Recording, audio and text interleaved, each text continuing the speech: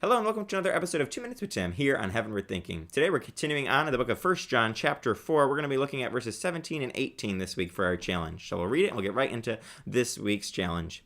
This is how love is made complete among us so that we will have confidence on the day of judgment. In this world, we are like Jesus. There is no fear in love, but perfect love drives out fear, because fear has to do with punishment. The one who fears is not made perfect in love.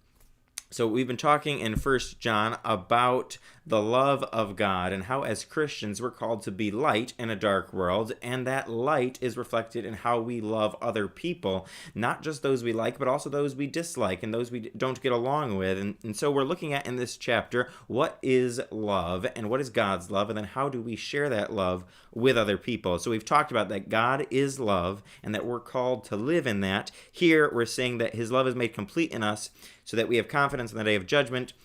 In this world, we are supposed to be like Jesus. As Christians, we are supposed to not just be about our own business. We're supposed to be about the business of Jesus Christ, and we're supposed to reflect his image, not just our own sinful nature. So we want to, as we go about our daily life, as we go about our daily faith journey, we want to become more and more like Jesus so that when the world sees us, they see Jesus shining through us.